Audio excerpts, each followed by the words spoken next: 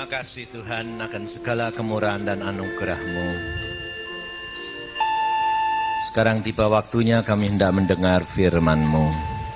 Buat kami mengerti apa yang menjadi isi hati-Mu dan kehendak-Mu di dalam kami. Supaya kemuliaan Bapa nyata bagi kami. Terima kasih Bapak. Mari Tuhan Roh Kudus, Kau buat kami mengerti. Supaya kami dapat mengalami dan menikmatinya. Dalam nama Tuhan Yesus kami mengucap syukur dan percaya. Amin. Saudara-saudara yang kasih dalam Tuhan, kita tadi sudah memuji nama Tuhan. Kita memuji, kita menyatakan kepingin menyenangkan hatinya Tuhan. Ya toh? Nah, kita kalau nyanyi itu gampang, saudara. Tapi kita hari ini kita lihat, apakah kita ini sudah nyenengkan sungguh-sungguh atau belum? Sebab kalau cuma nyanyi-nyanyi tok itu gampang. Tapi bayarnya ini loh yang susah. Melakukannya ini yang sulit. Nah, maka dari itu kita harus belajar terus akan firman Tuhan dan mau mengerti. Sebab kerap kali kita ini tidak sadar, saudara. Kita apalagi ibu-ibu, bapak-bapak, ini kerap kali kalau ngomong sama anaknya itu gampang. Padahal lupa kalau kita ini sebetulnya kan anaknya Tuhan. Hah? Kita anak Tuhan. Nah, kira-kira kalau dibandingkan ibu terhadap anaknya sama kita terhadap Tuhan, kita lebih mengerti mana? Artinya kalau Tuhan ngajar sama kita, ngomong sama kita ngomong sama anak, itu sebetulnya jauh enggak bedanya. Sebabnya gini loh, Tuhan itu maha kuasa, maha tahu. Tapi kalau kita dikasih tahu Tuhan, gampang ngerti apa enggak? Hah? Susah toh? Nah, tapi kalau kita sebaliknya, kalau ngomong sama anak kita, mbok nurut, gitu loh, yang sudah mengalami asam garam dunia. Nah, kira-kira Anda bandingkan kalau kamu dikasih tahu sama Tuhan, sama kamu ngasih tahu anak, gampang-gampang mana? Hah? Gampang ngasih tahu anak. Tapi kalau anak kita tidak bisa ngerti kita jengkel enggak? Hah? Lalu keluar dari mulutmu apa? Omel lah. Omelannya apa? Hah? Coba tanya saya, omelannya apa? Hah? Paling sedikit, paling gampang lah, bandel, gitu lah. Bandel, gitu lah. Lah terus kalau kamu ndak dengar Tuhan itu apa? Paling ndak bandel. Nah, kira-kira bandel mana? Bapak ibune sama anaknya? Hah? Loh, bandel mana? Hah? Sama? Anaknya bandel itu turunannya siapa? Hah? Turunannya siapa? Jadi kira-kira kalau anaknya bandel itu dari siapa? Mbok sadar. Kalau itu asalnya dari saya gitu loh. Ngaku gak mau. Ngaku kok susah. Lah itu dasare. Itu dasare gitu dah. Nah, makanya itu kalau tua-tua sama tua-tua gini lumayan lah. Tapi kalau ada anak, lupa ada anak itu. Wah, lah tambah malu lagi. Coba kita ini sekarang kita sadar, kita lakukan. Kalau kita nyanyi tadi menyenangkanmu, benerkah aku ini sudah sampai apa belum? Baru seberapa loh? Kalau ndak sadar-sadar repot nanti. Sebabnya apa? Soalnya begini, Tuhan Yesus berkata, aku adalah terang dunia, betul? Nah, kalau saudara berjalan dari gelap, lalu sekarang kenal terang. Nah, kira-kira kalau dari gelap langsung dikasih terang benderang, silau enggak? Nah, jadi biasanya dari gelap, makanya kalau orang habis dioperasi matanya, itu kalau langsung dibuka buta lagi enggak? Buta. Orang dioperasi, sudah gelap, dioperasi. Kenapa enggak langsung dibuka terus lihat gitu? Bakal buta lagi. Makanya sama dokter ditutup dulu, habis itu dikasih kacamata hitam. Kenapa kok dikasih kacamata hitam? Supaya enggak silau, supaya lihatnya itu remeng-remeng gitu lah. Nah, jadi gelap, mesti keterang sedikit, terus baru terang lagi gitu dah. Nah, kenapa kok Tuhan itu mengajar ibu-ibu, bapak-bapak ini dari gelap ke ada terang itu harus meningkat. Karena kalau langsung terang itu enggak bisa. Karena apa? Karena dosa-dosa kita itu langsung kelihatan semua. Loh, betul lah? Loh, langsung dibongkar sama Tuhan semua itu. Malumu kayak apa? Lalu, aduh sudah tidak balik gelap lagi. Loh, betul lah? Soalnya gini, ada pertanyaan. Nah, saya juga mau tanya sama ibu-ibu ini. Orang jahat belum bertobat, boleh masuk surga enggak? Orang jahat belum bertobat, boleh masuk surga enggak? Enggak boleh?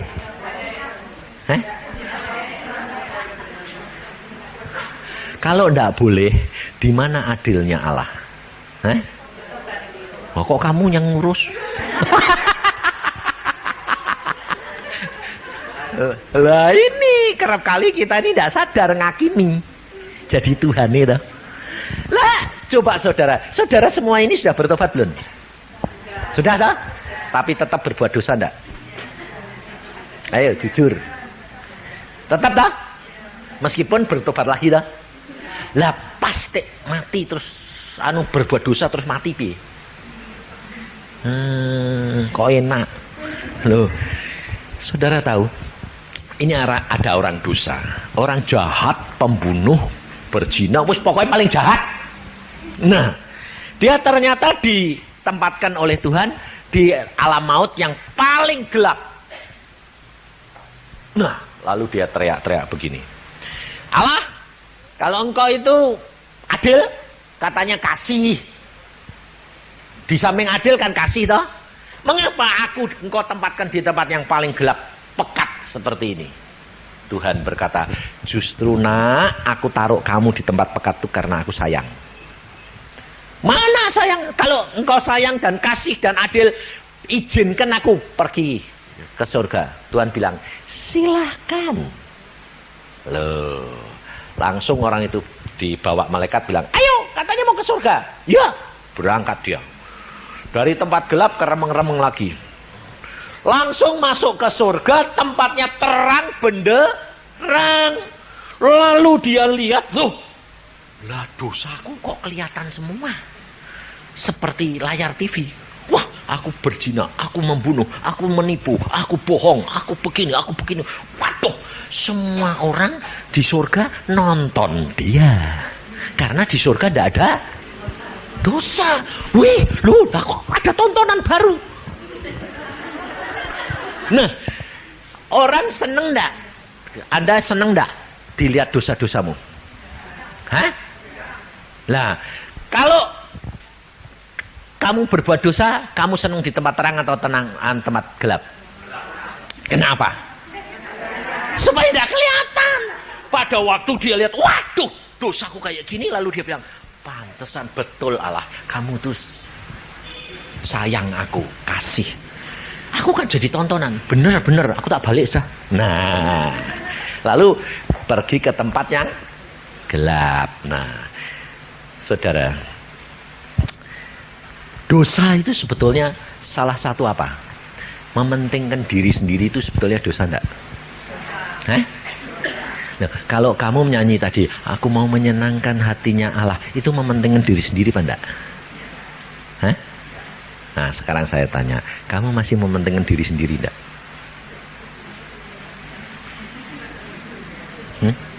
Nah, ini jawaban ibu, sedikit.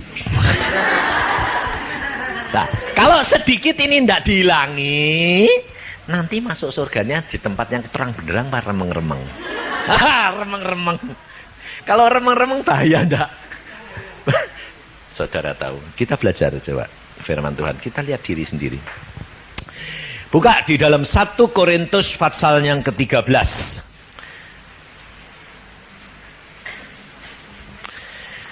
1 Korintus pasal 13 ayat yang ke-13. Jadi ingat-ingatnya gampang ya. Sudah semua? Sudah? Wah, itu belum, ibu itu masih cari-cari itu.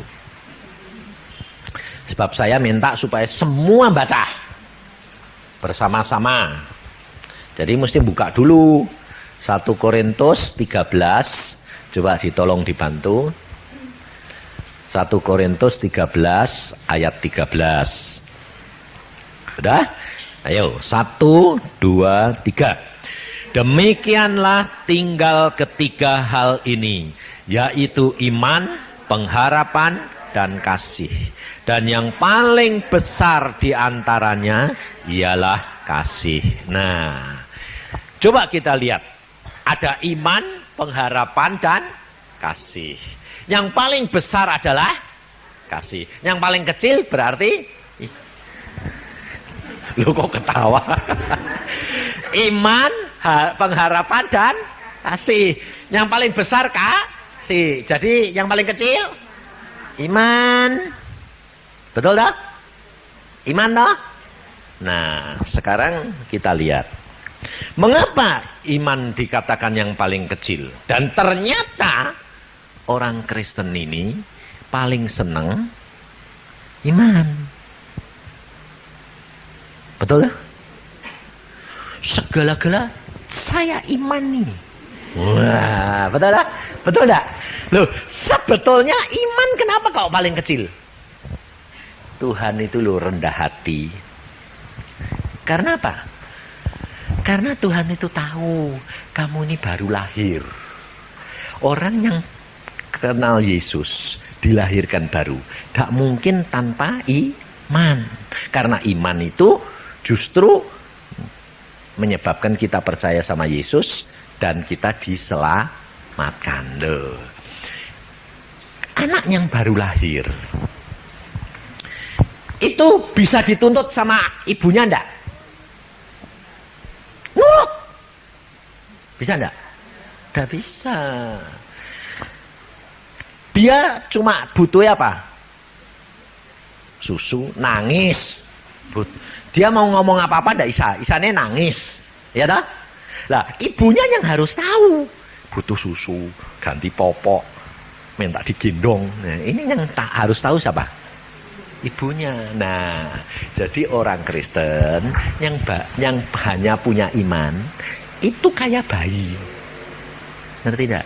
Maunya dituruti terus, bapaknya suruh ngerti, tapi anaknya tidak bakal ngerti. Betul tak? Loh, bayi lahir punya pengharapan enggak? Enggak.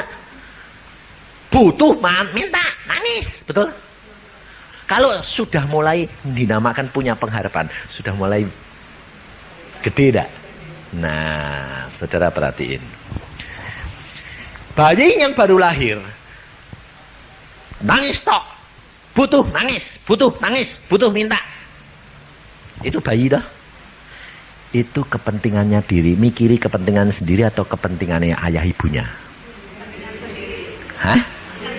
Nah, jadi paling kecil, egoisnya masih gede. Lah kamu ini sampai sekarang ini sudah naik atau tetap di iman? Kode butuh apa? Tak iman nih. Wah. Sakit tak imani. Nah, itu pasti bayi atau sudah gede? Nah, enggak sadar lah. Ternyata kamu ini masih masih di daerah bayi, masih balita. Loh, kita kerap kali tidak sadar, saudara. Karena ternyata iman itu, yang dinamakan iman itu, semua demi kepentingan kita. Loh, coba saya tanya.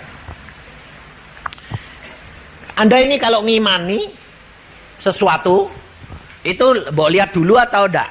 Nah, padahal harusnya iman itu percaya ke sesuatu yang tidak, yang belum kelihatan. Tapi kenyataan yang kamu lakukan apa? Mamanya saudara punya mobil, pengen ganti, lihat mobil itu, tak imani. Nah, lebih-lebih ditepuk-tepuk dalam nama Yesus, tak imani. Nah, terus Anda ibu-ibu kepingin bukan mobil ini, kepingin alat masak.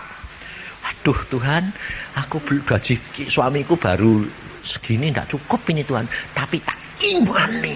Nah, pasti beli deh. Nah, itu sebetulnya iman pada? Itu iman. Iman apa? Kamu ngimani pikiranmu dewek. Oh, kamu kepingin no? Betul loh? Yang mbok imani, yang kamu kepingin, bukan iman terhadap Tuhan. Loh, kita kerap kali tidak sadar loh. Dia ngomong gampang, iman. Wah, lu sih mbok imani apa? Rumah itu, TV, mobil, alat masak itu. Loh, oh, kenapa? Lah karena aku kepingin. Oh, jadi imanmu terhadap dirimu sendiri. Lah Tuhannya siapa? Ya pikiranmu itu Tuhannya. Lah itu padahal berhala. Loh, kalau kamu pikiranmu jadikan dia Tuhan, itu berhala enggak?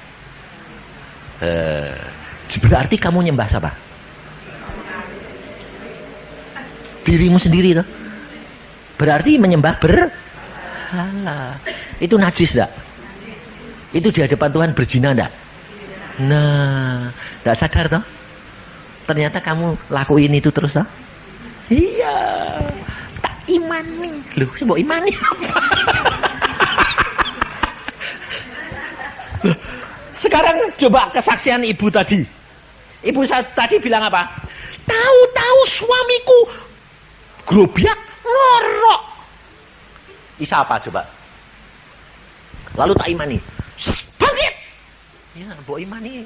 Ya, Tuhan Yesus, tolong. Bener. Dalam nama Yesus. Bangkit. Loh, itu keinginanmu atau inginannya Yesus? Keinginanmu. Tapi kalau bilang, Tuhan Yesus, tolong. Lah, itu benar. Jadi, tolong. Apa yang aku harus lakukan? Tuhan bilang, sudah pulang. Ya pulang toh, dari siapa toh? Mau apa coba? Ayo. Ayo. Biar buat tangis sih. Loh, nangis boleh, panik boleh. Karena memang barang mau ditinggal itu susah. Wong hidup berpuluh-puluh tahun, no. Meskipun gegeran terus. No. Loh. Tapi kalau mati kan ditangisi toh. Loh, betul enggak? Kenapa kok ditangisi? Sebabnya sebabnya nanti tidak ada diajak gegeran lagi. Sebab kalau ditinggalkan sepi, betul tak ya? Loh, bagaimanapun juga, biarpun gegeran tiap hari, ada yang manis. Loh, jadi biasa kalau nangis itu ya biasa, kalau takut panik biasa. Tapi jangan punya iman bayi, harus dituruti segala-galanya, meningkat. Nah, kalau kita punya iman yang dikatakan oleh Tuhan, iman ini yang mengalahkan isi dunia. Iman yang bagaimana? Iman yang berharap kepada Tuhan, nanti kalau Tuhan bicara, baru itu yang benar. Betul tak? Tapi yang kita imani kerap kali kehendak kita sendiri. Loh, anak sakit, langsung sembuh dalam nama Yesus. Ya harusnya gini toh, Tuhan Yesus, anakku sakit, kalau dosa ampuni Tuhan, apa aku yang dosa atau anakku? Lalu apa maksudmu Tuhan? Supaya dia ngerti, aku yang ngerti loh. Nah, kalau sudah minta ampun, baru Tuhan bertindaklah apa yang aku harus lakukan. Loh harusnya gitu toh. Nah itu. Karena apa? Kalau saudara begitu, berarti saudara ini sudah melangkah naik ke dalam pengharapan. Jadi tidak cuma berdiri di halaman terus, nanti masuk surganya juga di. Loh, sebab Alkitab yang ngomong loh, bukan saya loh. Apa yang terikat di dunia terikat di surga. Lah dek wedok nih. Dunianya ini ikut Yesus halaman baik. Lah nanti masuk surga, masuk di halaman. Makanya saya bilang iman kok iman ngemper. Loh, halaman itu emper toh? Emperan toh? Nah, masuk surga kok ngemper. Ngapain aku bilang? Masuk itu ya masuk. Surga ya punya rumah dewek gitu loh. Lumayan toh? Lumayan. Sebab di sana itu rumahnya macam-macam. Ada yang rumah adat tahu. Jadi rumah besar, terus dihuni sama-sama rombongan. Nah, itu masih lumayan timbang rumah ngemper. Lu dek ngemper itu malah. Nah, ada lagi yang punya rumah besar, ada lagi yang seperti villa, ada macam-macam. Lah kamu kepinginnya yang mana? Wah, rumah besar sama-sama. Oh, imanmu rombongan. Loh, kalau rumah besar sendiri bayar.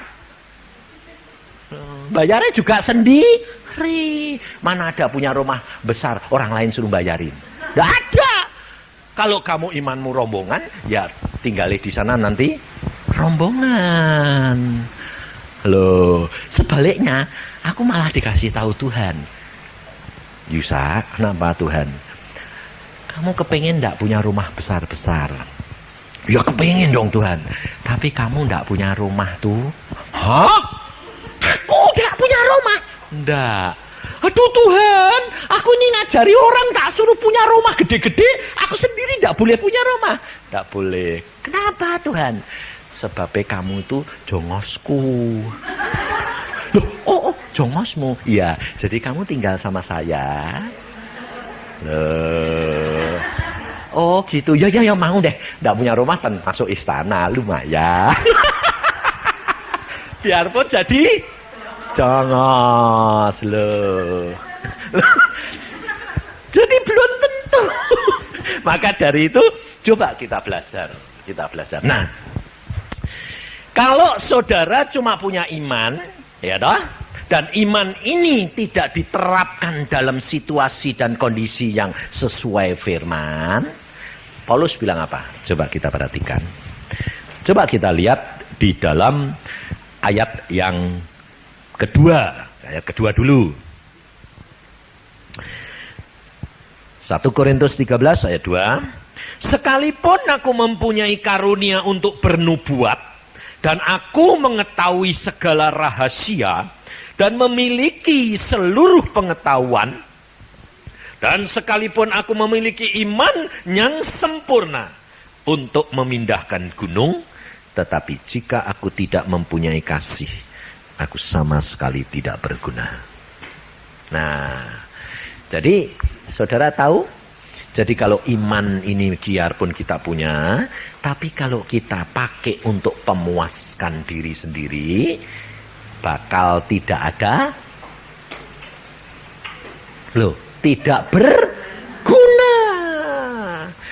Bukan tidak berguna ini kata Rasul Paulus ini lalu saudara dibuang ke neraka. Tidak. Maksudnya tidak berguna untuk Allah. Karena kamu belum bisa diajak kerja sama. Sebab selama kamu menjadi orang Kristen, sekedar hanya memikirkan dan kepentingan diri sendiri. Contohnya, lah kenapa Pak? Bisa mindahin gunung kok kepentingan sendiri? Bisa. Contohnya, saudara sakit, saya datang, saya doakan. Dalam nama Tuhan Yesus, sembuh. Jangan khawatir. Tak doake, pasti sembuh. Nah, sembuh sungguh. Nah, nanti kalau orang ini sudah sembuh kan berterima kasih. Wah, ngasih persembahan, ngasih segala. Demi kepentingan siapa? Sendiri. Tuhan bilang apa? Kamu sudah dapat upahmu di dalam dunia. Di sana dapat apa? Tidak dapat apa-apa. Nah, ngerti tidak? Itu yang dimaksud oleh Tuhan. Kita senang sesuatu, lalu kita berdoa. Tuhan, aku kepengen itu. Tuhan belum ngomong, tak imani. Dapat. Buat kepentingan siapa? Diri sendiri. Di sana dapat apa? Tidak berguna, tidak dapat apa-apa. Maka dari itu, Alkitab berkata, biarpun kamu bisa memindahkan gunung sekalipun, tidak ada artinya. Kalau kamu tidak meningkat iman percayamu ini ke dalam pengharapan dan kasih. Kalau pengharapan itu masih 50-50. Masih separuh. Kenapa? Ya kepengen, ya ngarep, boleh, tidak boleh ya tidak apa-apa. Loh, ya dah. Tapi kepengennya lebih banyak boleh atau enggak?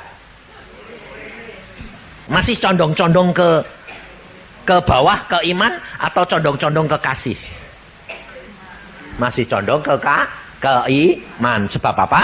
Sebab kita hidup di dalam dunia masih butuh segala macam kebutuhan. Sebab Yesus itu tahu Anda masih hidup di dalam daging.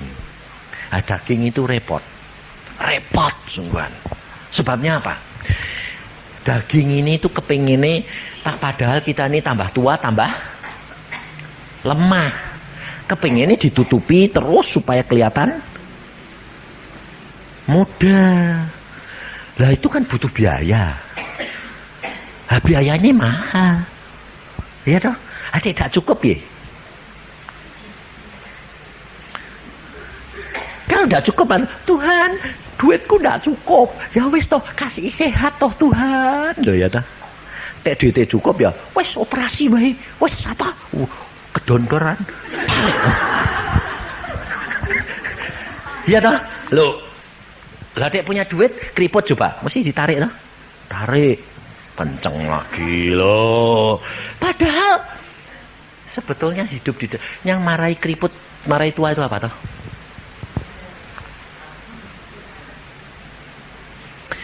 Alkitab bilang apa? Hati yang gembira adalah jadi kalau pikirannya tidak gembira jadi penyakit. Jadi yang marahi cepat tuwek sama apa? Ini.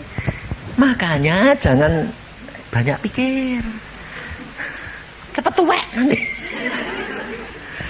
Tapi hatimu mesti gembira. Karena itu obat, semuanya Allah yang atur. Kehidupan kekristenan, saudara tahu, Allah sudah berikan Roh Kudus. Nah, Roh Kudus ada di dalam dirimu enggak? Alkitab berkata apa? Firman Tuhan, Roh Kudus akan mengajar kamu dan memimpin kamu dalam seluruh kebenaran. Nah, lalu Tuhan Yesus berkata apa? Aku beri kepadamu damai sejahtera. Kira-kira kalau kamu pikiran damai sejahteramu hilang enggak?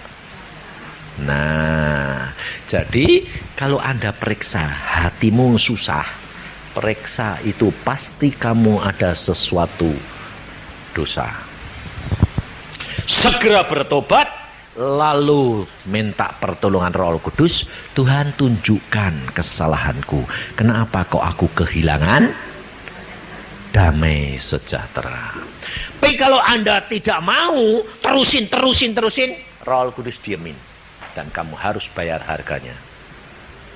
Akhirnya pasti penderitaan yang datang. Karena apa?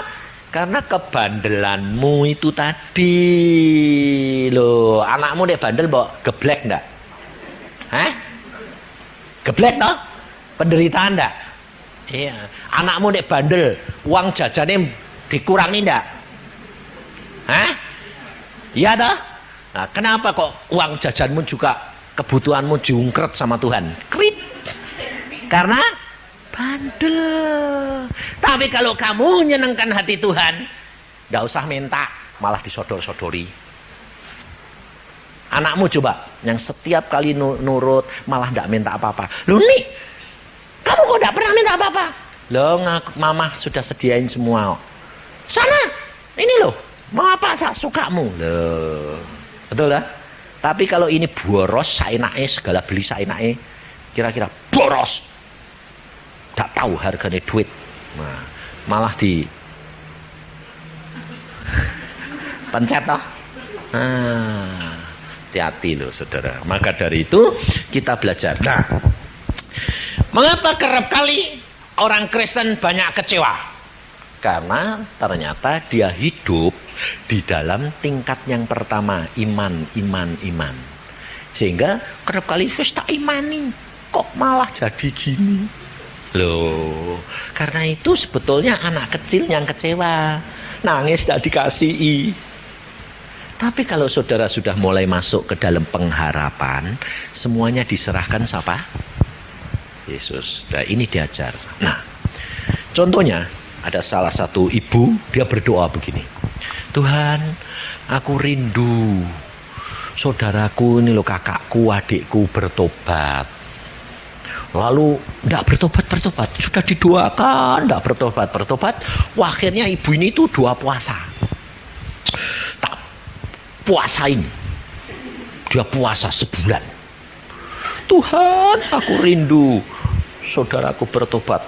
Wah, Tuhan lihat anaknya puasa gitu, Tuhan jawab. Oke. Setelah dia selesai puasa, seminggu kemudian dia dapat kabar adik datang, bilang apa? Kak, ada apa? Aku kok kena kanker. Ayo periksa ke dokter. Diperiksa, dibiopsi, kanker ganas luar biasa. Lalu dokter bilang, waduh ini cepat harus dioperasi. Kenapa? Paling-paling 3 bulan kamu punya hidup. Wah, lalu ibu ini bilang apa? Tuhan, aku kepingin adikku bertobat. Lu kok malah yang datang kanker? Tuhan jawab gini, lu kan kamu berdoa supaya adikmu bertobat. Iya. Lah aku ini lihat adikmu tuh nggak bisa bertobat kalau nggak dikasih kanker. Terus kamu bilang apa? Ampuni ya Tuhan, sembuhin ya Tuhan sekarang gitu. Loh, kalau sembuh langsung ya tidak bisa tobat. Betul tidak? Nah, sekarang kalau kamu cuma punya iman, kamu menghadapi kenyataan itu kecewa tidak? Nah iya, kecewa tak? Itu banyak orang Kristen. Tapi kalau orang Kristen itu sudah masuk ke dalam pengharapan, sudah masuk meningkat lagi ke tempat yang lebih tinggi, kasih. Dia rela berkorban asalkan semua untuk kemuliaan Bapa di surga. Loh, ya dah? Nah, Yesus coba perhatiin. Yesus itu salah apa? Enggak punya dosa dah? Kenapa dia diludahi? Kenapa dia harus disalib? Kenapa dia harus dihina? Kenapa dia harus dipermalukan? Karena dia kasih. Kenapa dunia ini dikatakan kasih ibu lain daripada kasih remaja? Karena kasih ibu itu selalu berkorban. Nah, kalau Anda mengenal kasih adalah pengorbanan dan penyerahan yang total, itu kasih. Anda percaya enggak Allah itu maha kuasa? Dia sanggup melakukan segala perkara. Nah, pada waktu ini orang kanker, lalu dia berkata, Tuhan kok jadi kanker? Ibu ini berkata, lalu Tuhan berkata, justru aku menjawab doamu. Ya sudah Tuhan, apapun yang terjadi dengan adikku, aku mengucap syukur. Karena aku tahu itu rencanamu pasti baik. Waktu kena kanker, saudara tahu, semua saudaranya yang lain bertobat. Kenapa? Dia bilang apa? Wah, atuk bertobat sekarang daripada nanti kena kanker baru bertobat. Loh, rencananya Allah kan bukan rencanamu dah. Dan ternyata si adik ini telepon saya. Pak Yusa tidak kenal saya, tapi saya tahu Pak Yusa. Ya terus, saya kena kanker Pak. Nah, dokter bilang apa? Ganas sekali. Terus dokter bilang apa? Cuma 3 bulan umur saya. Wah, saya bilang beneran, saya bilang. Selama ini kamu menjadi anak Tuhan bagaimana? Wah, saya sih enggak. Terus terang ke gereja, cumaan ke gereja, tapi enggak pernah percaya.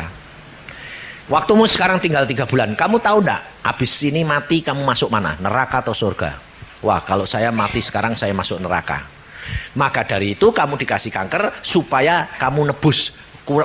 Tinggal 3 bulan saja. Sudah jangan operasi. Nikmati saja 3 bulan. Toh bakal mati. Lalu dia bilang, loh kok gitu Pak? Kok tidak didoakan supaya sembuh? Saya bilang, kalau kamu sayang nyawa, kamu akan kehilangan nyawa. Kalau kamu berani kehilangan nyawa karena Yesus, kamu bisa dapat nyawa. Di dunia cuma sebentar, 3 bulan. Di surga selama-lamanya jutaan tahun. Aku sudah dibawa ke sana, sana enaknya luar biasa. Dan kamu tidak akan rugi cuma bayar. Apalagi 3 bulan, aku bayar seumur hidup, jangan tidak rugi yuk. Lalu dia bilang, oh ya gitu Pak ya. Ya, udah. Sekarang, tidak usah kerja. Dia dokter Anda. Tidak usah kerja. Nah, terus, di rumah, baca Alkitab, berdoa, ngucap syukur, muji Tuhan. Kalau ada persekutuan datang, puji Tuhan. Pokoknya, tebus 3 bulan, lumayan. Pasti masuk surga. Minta ampun. Oh ya, ya, kalau gitu ya sudah. Ya. Sudah dikerjain sungguh saudara. Dia pergi ke sekolahan, kantor karena dia ngajar. Dia bilang, aku kena kanker, ini buktinya. Waduh, ayo kamu ke Singapura saja, saya biayai. Nanti dioperasi sana. Tidak usah lah, cuma 3 bulan kok. Toh dokter bilang, ganasnya luar biasa. Sebab di luar kelihatan kecil, waktu diambil 1 bola tenis. Dan dokter bilang, aku belum pernah lihat kanker kayak gini ganasnya. Cepat sekali. Nah, lalu dia bilang, ya sudah. Baru sebulan. Tangannya semutan. Sudah semutan. Lah, kalau semutan itu kan tanda-tanda mau lumpuh. Ngerti enggak? Lah, terus dia telepon lagi. Pak, tanganku sudah semutan, Pak. Saya bilang, lah itu tanda-tandanya sudah mebar. Loh, benar toh? Ini sudah sebulan toh, sudah tinggal 2 bulan. Dan cepat. Udah, jangan dipikirin semutan. Kamu ngomong, wah semutan mau lumpuh mau apa? Itu bukan urusanku. Yang penting aku kurang 2 bulan lagi masuk surga. Nah, baca Alkitab, mengucap syukur. Benar ditinggalkan, saudara. Karena dia muji Tuhan, baca Alkitab, banyak berdoa. Gak diinget-inget ini. Saudara, 2 bulan. Tinggal sebulan toh. Dia bilang, kurang sebulan Pak. Nah terus semutanan bagaimana? Oh ya semutannya hilang. Loh kok malah hilang? Lah puji Tuhan. Jadi tidak terganggu. Tinggal sebulan. Cepat. Dikebut. Oh.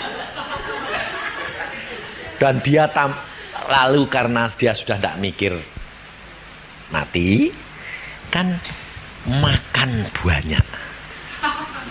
Lihat toh. Loh, kalau tinggal sebulan tinggal 3 bulan ngapain diet? Betul enggak? Makan dia. Wah, aku sekarang segala tak makan, Pak. Ya bener. Wes, belum tentu nanti do surga ono. Ya toh makan wae. Loh, betul enggak? Loh, berpikirnya gampang saja toh. Lalu dia makan segala. Saudara tahu, naik 5 kilo. Setelah naik 5 kilo, 3 bulan kemudian, jatuh hari ini, dia bilang, sudah 3 bulan. Loh Pak, kok malah seger? Nah sekarang kamu balik ke dokter, periksa. Dia balik. Dokternya bilang apa? Loh kok kamu jadi gendut? Lah kamu makan apa? Nggak makan apa-apa? Nggak minum obat? Nggak. Sebab tak pikir cuma 3 bulan. Jadi ngebut firman Tuhan, berdoa, ngucap syukur. Jadi kalau aku mati masuk surga. Wah, ternyata itu obatnya. Kenapa? Kamu sembuh total. Bayangin saudara. Dan itu kegenapan firman Tuhan. Sayang nyawa, kehilangan nyawa. Ini malah sayang pada. Udah diserahin sama Yesus. Sekarang dia ngajar lagi di sekolah, dia bilang, "Loh Bu, jadi gendut." Lah ya ini gara-gara kena kanker. Sekarang saya kenal Yesus. Dia di mana-mana dia bersaksi, Yesus luar biasa. Dan dokter memberikan verklaring sembuh total, tidak ada sedikit pun benih kanker. Dan semua saudaranya bertobat. Daripada kena kanker dulu, wes bertobat dulu. Loh, caranya Tuhan aneh enggak? Pikiranmu bukan pikirannya Tuhan. Mau nurut apa enggak? Atau bilang gini, jangan begitu Tuhan.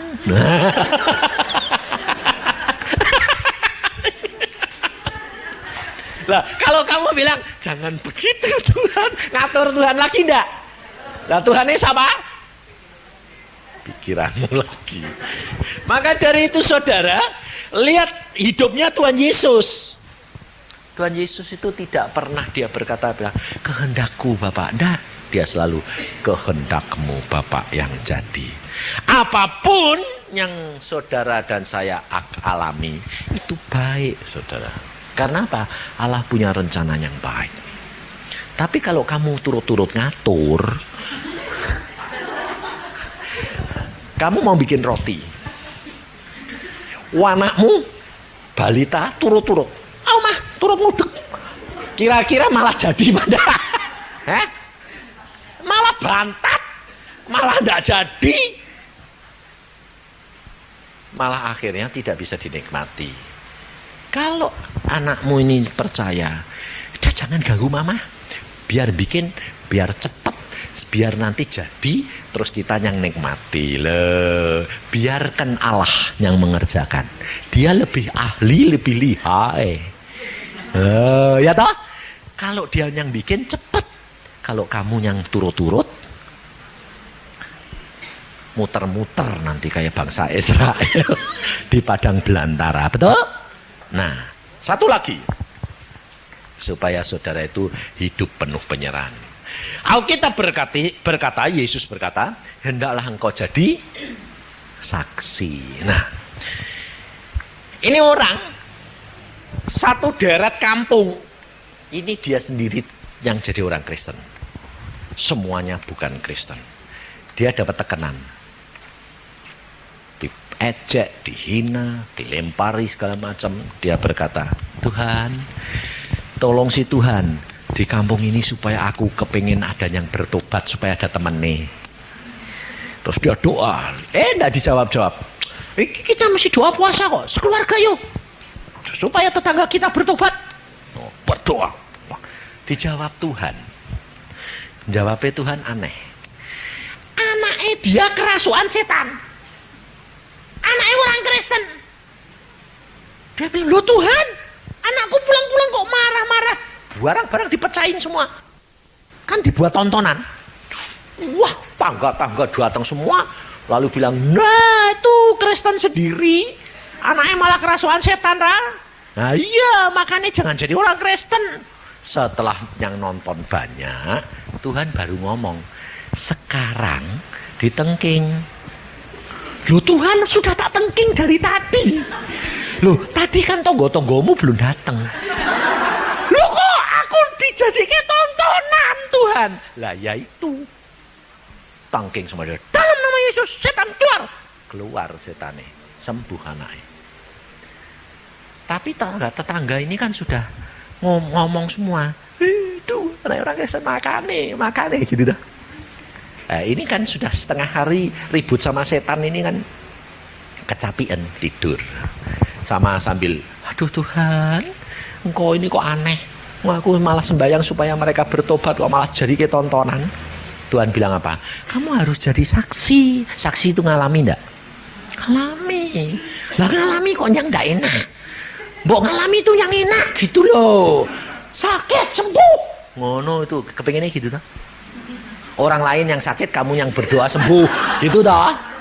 Kamu enggak mau toh kalau kamu yang sakit terus sembuh, enggak mau toh? Tapi kalau tetanggamu yang sakit terus kamu berdoa sembuh, mau toh? Ngatur Tuhan lagi loh. Loh kamu ini sadar enggak kamu ini masih ngatur Tuhan? Ini masih balita, masih taman kanak-kanak.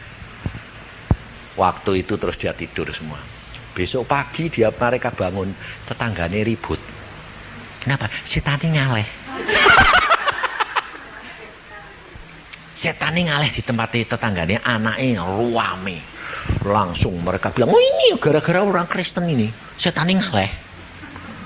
Terus mereka pakai sesajen, panggil dukun, panggil suhu, tidak sembuh. 3 hari kemudian mereka sudah tak tidur, sak kampung ramai semua. Ada yang ngusul, Pak, kenapa tidak panggil tetanggamu? Wong kemarin itu ternyata dia bisa. Ambok panggil, dia orang Kristen. Lah daripada ini tidak sembuh-sembuh kayak gini itu nanti payah loh, mati nanti anak ini. Tidak makan, tidak minum terus marah terus gini. Ya sudah panggil. Dia panggil, Pak, tolong sih Pak, didoain. Terus ini bapak bilang, aku tidak bisa berdoa kalau kamu tidak jadi anaknya Yesus. Kalau anaknya Yesus nanti punya kuasa. Kalau tidak jadi anaknya Yesus tidak bisa. Ya sudah, saya mau jadi anaknya Yesus. Keluarga. Ya sudah, biar demi anak. Nah, bertobat. Setelah terima Yesus, minta ampun. Sekarang kamu bertindak bersama-sama dalam nama Yesus. Setan keluar. Setan keluar. Tetangganya tobat. Besok setannya ngaleh tangganya lagi. Dan ini terjadi sampai satu kampung bertobat. Caranya Tuhan itu caramu enggak? Nah terus sekarang mau dipakai Tuhan. Nur, loh tak lah ya, ternyata diajari ya tetap susah toh, wong bandel-bandel. Lah itu kenyataan.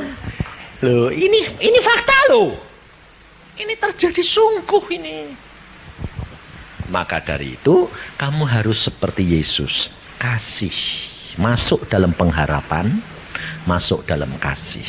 Kasih itu rela berkorban. Sebab itu Alkitabiah yang ngomong, bukan saya. Baca. Kalau Yohanes 3:16 bilang apa? Nah, karena begitu besar Allah mengasihi isi dunia, sehingga Yesus mau mati untuk kita. Kalau 1 Yohanes 3:16 bilang apa? Nah, itu. Eleng-elengnya Yohanes 3:16 sebabnya apa? Yesus mati untuk aku, enak toh? Tapi 1 Yohanes 3:16 itu untuk kamu, baca. Kamu sih nakal kalau suruh baca Alkitab enggak mau. Memang bandel-bandel kok anak-anak Tuhan ini. Ternyata ibu-ibu ini lebih bandel daripada anak-anaknya. Sudah ketemu semua? Ayo baca 1, 2, 3. Demikianlah kita ketahui kasih Kristus, yaitu bahwa ia telah menyerahkan nyawanya untuk kita. Jadi kita pun wajib menyerahkan nyawa kita untuk, nah ya, untuk saudara-saudaramu. Engkau tidak dituntut menyerahkan nyawamu untuk isi dunia, sebab tidak kuat. Cuma Yesus berkata untuk saudara-saudaramu. Loh, jadi kalau suamimu belum bertobat atau nakal, jangan dimarahi. Malah kamu yang berdoa, Tuhan ampuni, wis tak bayari aku. Loh, seperti Yesus kepada bapaknya kan gitu toh. Tapi kamu malah ngajari. Ndak malah nolong, malah mentungi. Loh ya ndak bakal bertobat. Ngerti? Kamu harus belajar firman. Yesus mati untuk kita. Kita pun wajib mati untuk saudara kita. Rela berkorban, itu kasih. Loh. Jadi jangan sekedar cuma punya iman, tapi meningkat kepada pengharapan dan kasih. Maka itu yang sempurna. Karena Allah kita adalah Allah yang kasih, yang mau mengerti keadaanmu. Yesus sudah mati lebih dahulu. Jadi kalau kamu rela, pasti kamu dibela. Tidak usah membela diri, kau dibela. Allah itu luar biasa. Saya bisa ngomong, karena apa? Saya ngalami, saudara. Damai sejahtera saya tidak hilang. Padahal saya punya tanah, baru ditawar 200 juta. Sekarang diambil sama orang berpangkat jenderal. Dibangun gitu saja. Saya bilang, "Loh Pak, saya punya sertifikat toh." Dia bilang apa? "Saya yang ngerjain dari puluhan tahun ini tanah ini. Jadi saya sudah minta sama pemerintah, cuma belum keluar suratnya." Nah, tidak bakal dikeluari surat wong suratnya, wong sudah ada sertifikatnya. Tapi tetap dibangun. Saya bilang, "Tuhan, ini tanahku kok diambil, kok aku sejahtera? Harga damai sejahteramu 200 juta. Enggak Tuhan, dunia pun aku rela. Rela, tidak mau kehilangan damai sejahtera." Bisa? Lu kok geleng-geleng? Bisa. Waktu saya beritahukan istri saya, lalu saya pergi sama anak saya itu, anak laki. Saya bilang, "Den, kamu sejahtera enggak?" "Aneh ya Pak, tanah hilang kok sejahtera." Wah, puji Tuhan. Sampai rumah bilang, "Yang, jangan kaget, tak kasih tahu ya Yang. Kenapa? Tanahmu bersayap."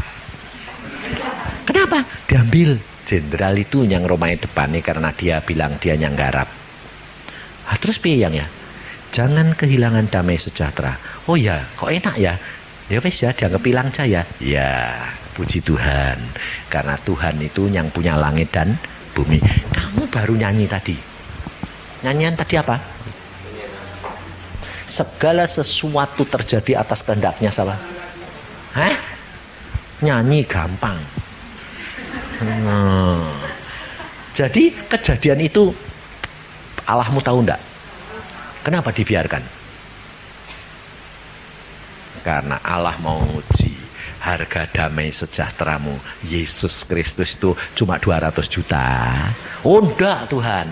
Puji Tuhan. Ngerti? Jadi kalau saya khotbah, saya ngalami, saya jadi saksi. Enggak mau cuma ngomong. Jadi jangan kira, ya Pak Yusa kan enggak ngalami. Siapa bilang? Sampai mati pun pernah. Karena apa? Mati pun untung Alkitab ngomong, apalagi harta benda. Masa ribut-ribut? Kalau saya lalu ribut pengadilan, hamba Tuhan, hanya karena duit 200 juta kok ribut. Lah bagaimana bisa bertobat orang itu? Betul? Saya bilang, bye-bye, tidak apa-apa. Sampai orang yang bilang, "Loh Bapak kok polos, kok tidak marah ya Pak?" Enggak. Harta benda boleh hilang, damai sejahtera tidak akan hilang Pak. Halo. Karena kita punya Yesus, langit bumi milik Dia. Ini hidup kekristenan, saudara tahu? Kasih, rela memberikan segala-galanya. Kalau Allah kehendaki, karena itu yang terbaik. Amin. Mari kita berdoa. Tuhan, firman-Mu sudah hamba sampaikan. Anak-anak-Mu sudah mendengar semua. Dan Engkau sekarang lihat Tuhan keadaan anak-anak-Mu. Karena anak-anak-Mu mau meningkat. Tidak hanya sekedar hidup di dalam langkah yang pertama saja. Tetapi mau meningkat ke tingkat yang lebih tinggi, lebih tinggi. Karena kami tahu Engkau sangat mengasihi kami. Sekarang saudara-saudara berdoa. berdoa. Lihat dirimu sendiri, hadapkan di hadapan Tuhan. Biar Bapak sendiri yang akan mengajar kamu. Roh Kudus mengajak kamu. Jangan lihat penderitaanmu, bebanmu, tapi lihat orang lain. Doakan orang lain. Orang lain punya beban lebih besar, lebih berat daripada kamu. Dan kamu dapat akan mengucap syukur senantiasa. Karena Dia Allah yang luar biasa. Yesus Sikia Karata Syak.